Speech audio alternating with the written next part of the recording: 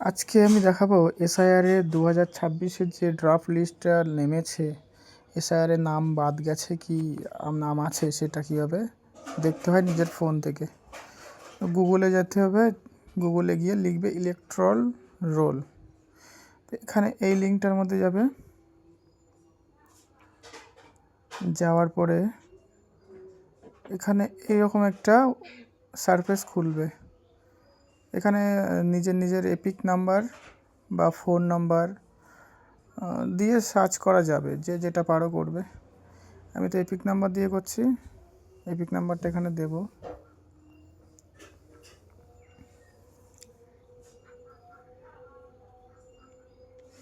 Epic number দেওয়ার পরে কোন স্টেটটা দেওয়ার পরে এখানে যে ক্যাপচার কোড আছে, এখানে যেমনভাবে লেখা আছে তেমনভাবেই বড় হাতের থাকলে বড় হাতের, ছোট হাতের থাকলে ছোট হাতের। তো বেশিরভাগই ছোট হাতেরই থাকবে, বড় হাতের থাকবে না।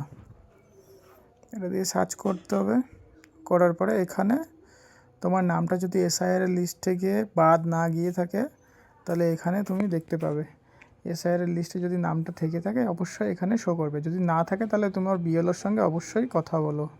আরেকটা পদ্ধতিতে, যেটা টোটাল যে লিস্ট আছে সেই লিস্টটা আমি ডাউনলোড কীভাবে করতে হয় সেটা দেখাচ্ছি। তো এখানে ইলেকশন কমিশন অফ ইন্ডিয়া এই ওয়েবসাইটে যেতে হবে। যাওয়ার পরে ডাউনলোড ইলেকট্রাল রোল 2026-এর যে এসআইআর ভোটার লিস্টটা বার হয়েছে সেটার জন্যই এইখানে গিয়ে কোন স্টেট থেকে তুমি ডাউনলোডটা করতে চাও সেই স্টেটটা লিখবে।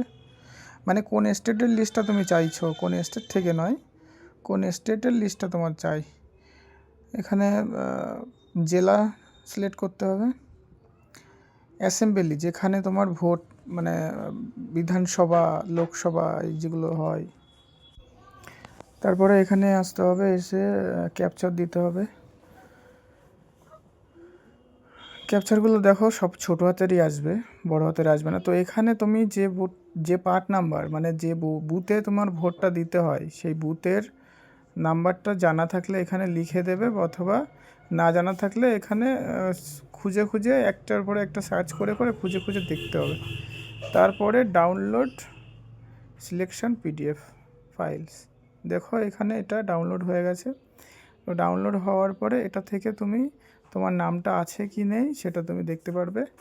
আমার এখানে ফোনে পিডিএফ ফাইল নেই বলে দেখা যাচ্ছে না। তো এখান থেকে এইভাবে ডাউনলোড করে তোমার ভোটার লিস্টে নাম আছে কিনা তুমি নিজে থেকে দেখে নিতে পারো।